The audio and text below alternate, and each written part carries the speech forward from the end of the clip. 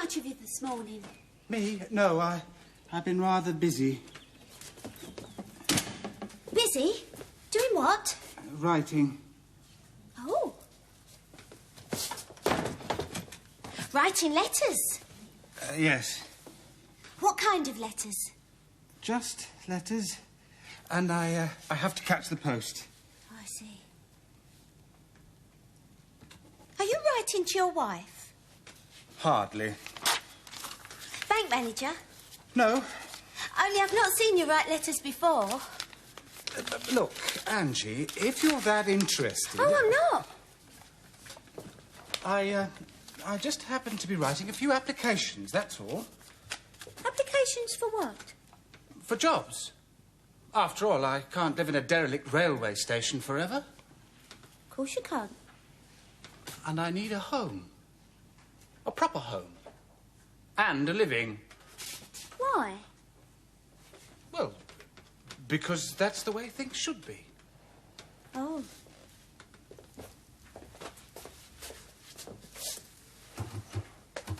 I lived with this fella once. He was always writing letters. And moaning. He was always moaning. What do you mean, moaning? Complaining. He'd read something in the paper and start moaning. Then he'd get annoyed with the local council, fall out with shopkeepers and garages and moan at them. Then he'd moan at the kids if they rode their bicycle on the pavement outside his house. Or if the milkman was late. Or both. Then he'd sit down and write moaning letters to everybody. Cost him a fortune in postage. What on earth were you doing with him? He had a nice face. When he wasn't moaning. Then he started moaning at me. And writing letters. And that was the end. Nobody moans at me. You mean he wrote letters of complaint to you? Yes. And posted them? No, he'd leave them around the house where I'd find them. You know, in the fridge, on the loo seat, places like that. That's ridiculous. I know. Anyway, one day, I got up early. I packed me bags and I got me camel stool together. Usual story. He was fast asleep. So I thought I'd write him a letter for a change. A farewell note. It said, "Bye-bye, Nige. Thanks for all the good times. You've got a lovely face, but you're a miserable sod." And then I left the note where I hoped he'd find it. Well, where was that? I stuck it to his head with sellotape. Then I left. Closed the door quietly behind me. Shoved me keys back through the letterbox. Usual story. Angie? Yes? How... How what? Well, just as a matter of interest, how many men have you, lived with? You mean all told? Yes. I don't know, really. About 18, 19, something like that. And then there's the part-timers, of course. And the one-nighters. But I didn't live with them, so they don't count, do they? No. But there's one thing I've always prided myself in. My selection. Because I'm not just anybody's, you know. Anyway, I didn't come here to talk about moaning letters. I came here to talk about Morris. What about him? I don't think we should have suggested that he walk around the world on stilts. Why? Because he's going to kill himself, that's why.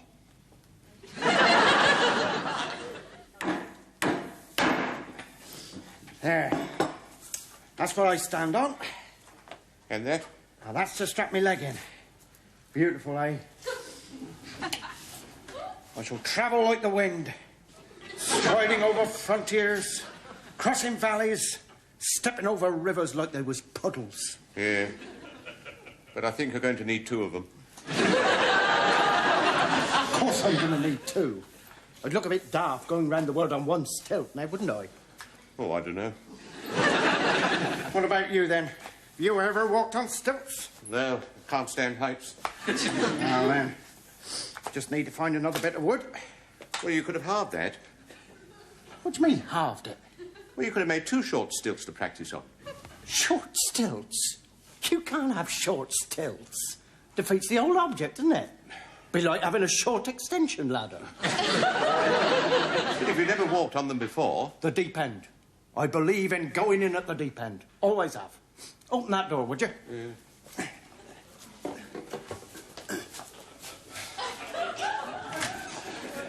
Thank you. Mind your back!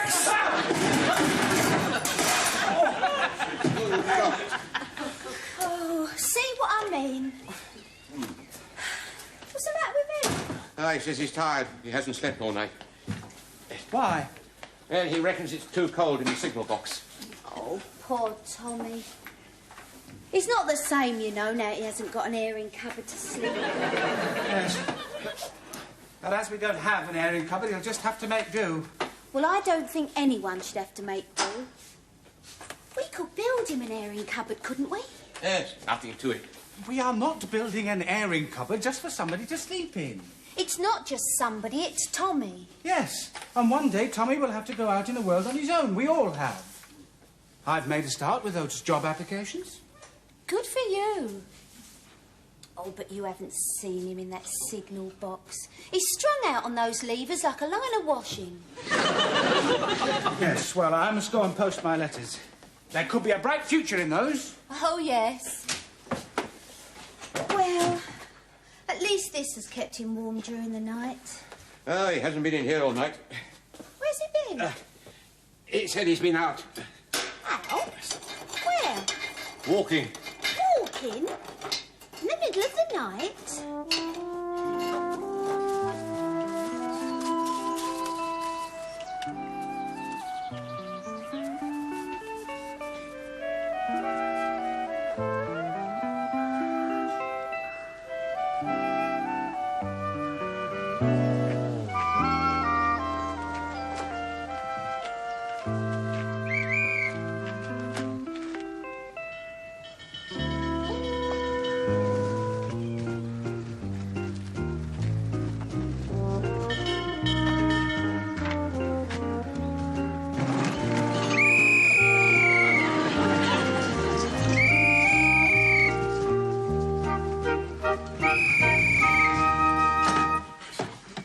Mr. Drake, Hello.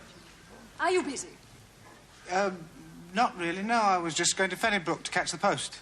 I have terrible news. You have? What? This is Mr. McFadgen, my security officer. How do you do? Tell him. Yes, ma'am. Well, sir, it's like this. We have reason to believe that there's an arsonist operating in this area. A what? A fire raiser. A maniac. One of my barns was burned down last night.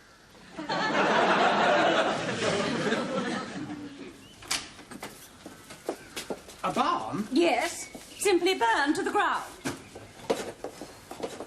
When was this? Tell her, will you? Last night, during the small hours, apparently. So where's the other one? What other one? That other person of yours. The one with red hair. Tommy? He's about.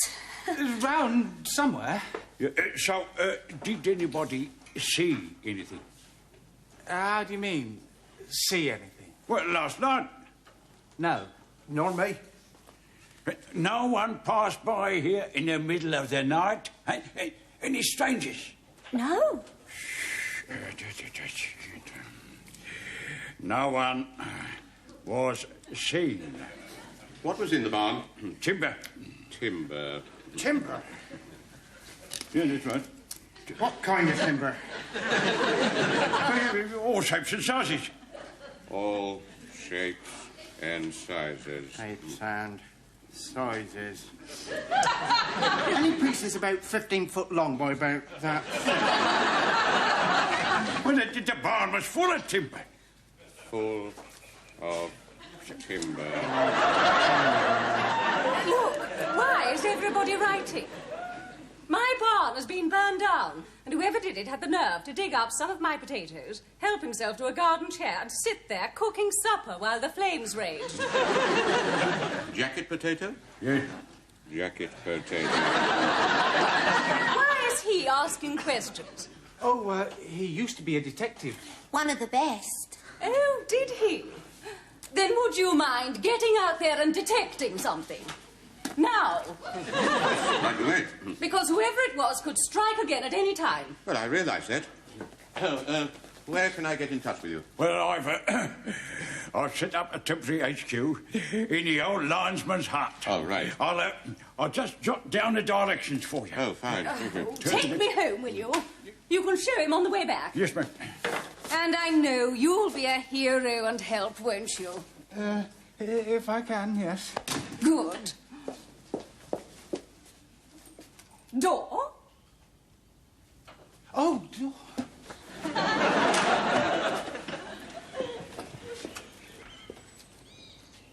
think I missed the post. Never mind. I'm sure she'll find you a job. You make a lovely lackey.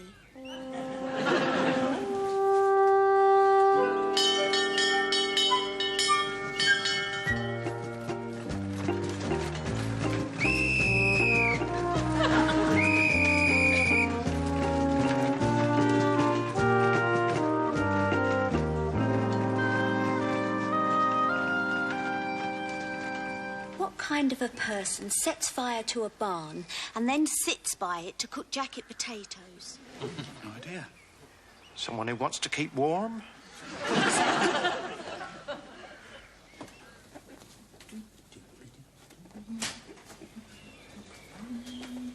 Oh, hello, Tommy. Hello. Sleep well? Like a log. Any particular type of log? No, just a log. Cup of tea? Please. So, how are those stilts going then, Morris? Oh, I finished one. Only I'd run out of wood. Well, there's plenty of wood around. Not as much as there was, apparently. Anyway, I've caught up on my sleep now, so I can give you a hand. Oh, thanks. And with two of us doing it, we should get on like a house on fire. Something wrong? No, nothing. I hear you didn't sleep too well last night. That's right. So I reckon in future I might move in here, by the stove. If that's all right with everyone else. Fine. Yes, why not? Good. Oh. You know, all that sleeping makes you hungry.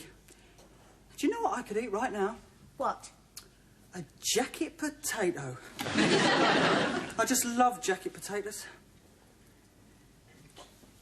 So, what did you do last night, Tommy? When? When you couldn't sleep? Oh, I went for a walk. Oh, here. Oh, Tar. Not a bad morning. No. Nice bit of warm sunshine. You can't beat that. You can't beat warmth. Oh, you know something? I feel really marvellous today. I feel satisfied with life. I feel as if I'm fulfilled. Do you? Yeah. I don't want to set the world on fire.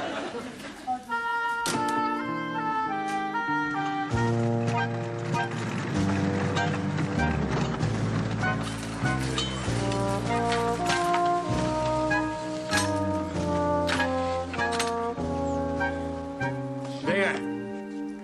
And what's left of the barn, just over there. And what's beyond it? The river. So whoever it was would have come this way. Yes. Have you found any evidence? This morning, just a bit down that track. A half-eaten jacket potato. I got it in the HQ.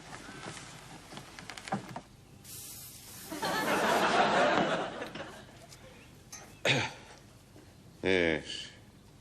Well, I'd say whoever it was has consumed about 50% of this. Oh, no. That's why it's half-eaten. So, how long have you been a detective? Ever since I came out of the forces. You were in the forces as well? Yes. Yeah, I served 26 years in the army. Did you? How long were you in for? 2 weeks. I was invalided out. Wounded? No, bad feet. I was excused boots, shoes, parades, standing for long periods, walking, sitting down without a chair. They didn't see the point in having me there. A malingerer. No, Royal Artillery. So, as a detective, what would you say is the secret of your success? Oh, I'd say keeping a cool head at all times. It's all right. It's only an owl. An owl? What's an owl doing up at this hour of the day? You woke it up. Yes. I don't get on very well with owls. Listen.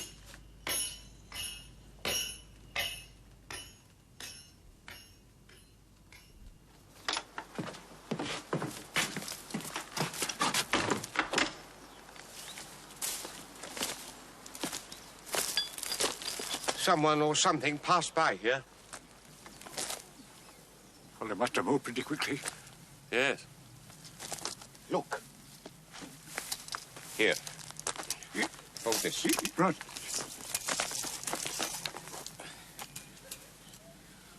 I'd say whoever passed by here was 12 foot high. And had little oblong feet.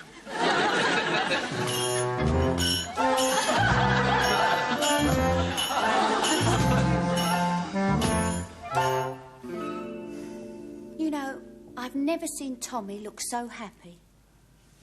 Neither have I. No, not since you cooked that hot pot. And even then he wasn't this happy. Ever since he woke this morning, he's been smiling that fixed smile. It's very disturbing. Yes, it is. He couldn't have. He just couldn't have gone back to his old ways. Could he? Hope not. He's always sworn to me that he'd never touch fire again, and I've believed him. Yes, but that smile. Just like my uncle. What is? That happy, contented smile. My uncle was alcoholic, see, and he was forced to take the cure. For 3 years, he was bone dry and miserable. And then he took up long-distance cycling, and he'd come home with that same happy smile. So what's wrong with that? Well, after about 6 months of this long-distance cycling, my aunt remembered he ain't got a bike. She found him in the shed with 2 road maps and a crate of vodka. See, it was that smile that gave him away.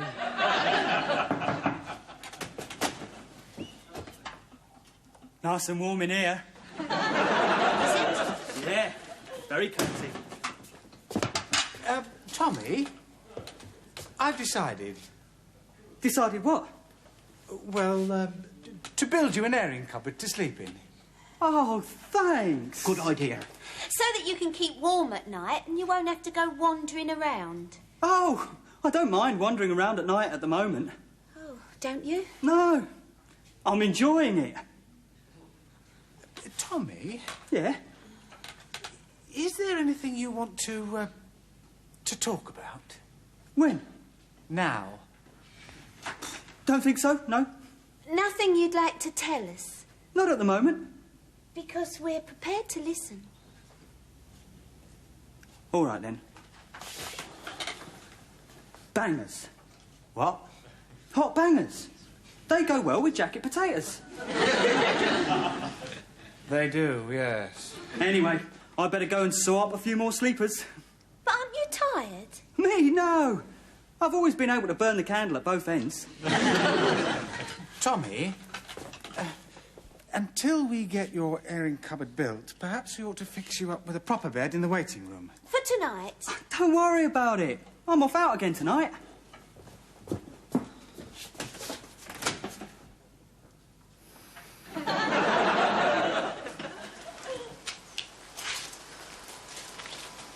If it's true, what we're thinking, you know what'll happen next. Yes, about 5 years in Nick. All of that. What's that sound?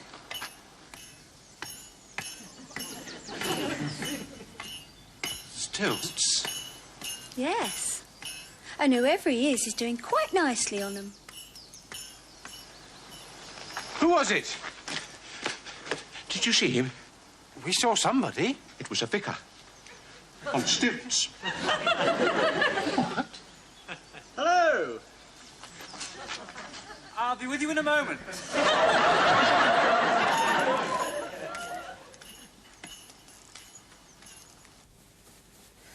My name is Penny, John.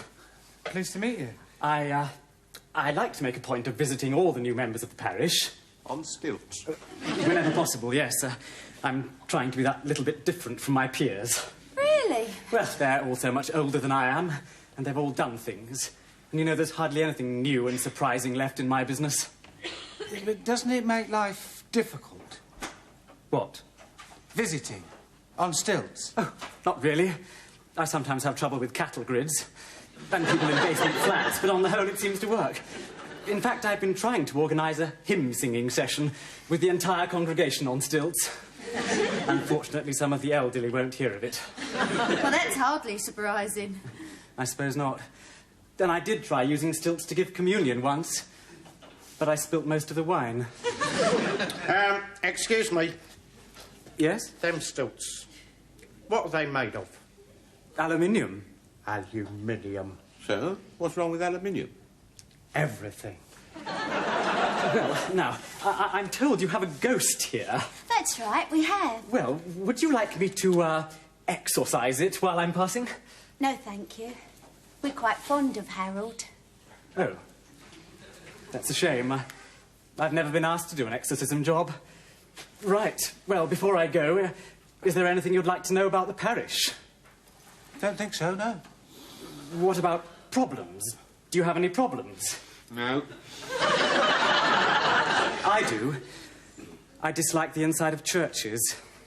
That's why I prefer to go on walkabouts. It's because of fire, you see. Fire? Yes, I worry about fire. Old buildings burn so easily. Most of my sermons deal with fire. The burning bush, the fire next time, hellfire and gridirons, things like that. Fire can be a very dangerous thing. That's why I insisted on having aluminium. Talking of fire, I think we might have a candidate for confession. Confession? A confessional on stilts? 6 feet off the ground and moving at speed. That could be interesting. Very.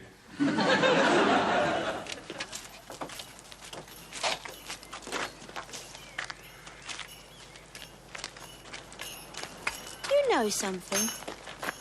That fella's even more of a loser than Morris. Thank you very much. Oh, come on, Morris. I Look. didn't mean it. Somebody's nicked my stilt.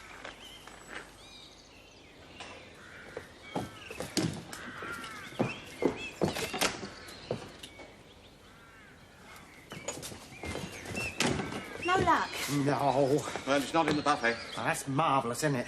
Just one stilt to me name, freshly creosoted, and have to go and get pinched. I found your stilt, Morris. Oh, good. Where? What's wrong? All of you. Come with me. Here. Just here.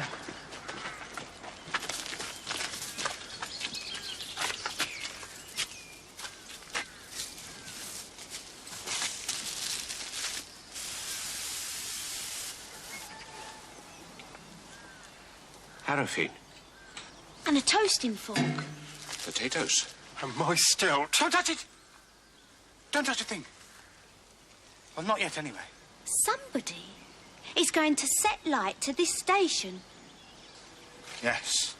And then they're going to sit in that chair. And cook jacket potatoes while it burns down. That's right. It's terrible.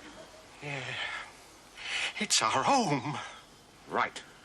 The most important thing is to establish exactly who is responsible. We think we know. You know? Yes. Well, whoever it is coming here now. Quickly.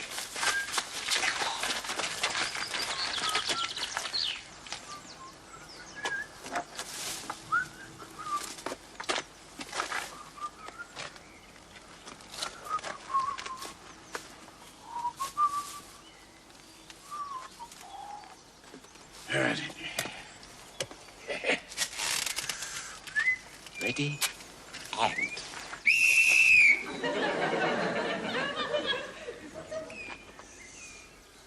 McFadden! How dare you? How dare I? I'll tell you. It's the way you talk to me. It's the way you treat me. You beast! God, bloody, you wait. I'll set fire to all your buildings, you stuck-up old bag.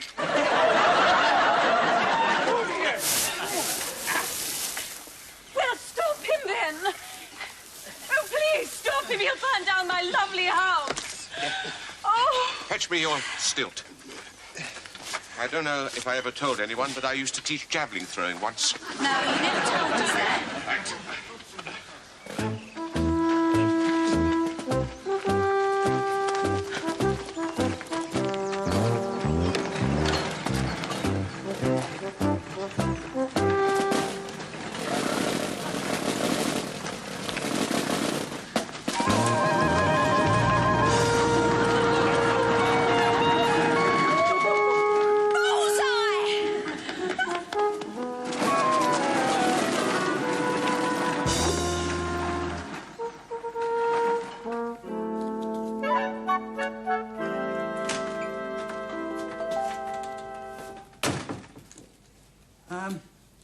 I'm just off out for the night.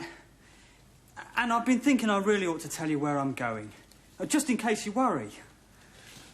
So where do you go, Tommy? To Fennybrook. All that way? Oh, it's no real distance. I've been going to the bakery. The bakery? Yeah, the village baker's. He bakes all night, see? And it's warm there.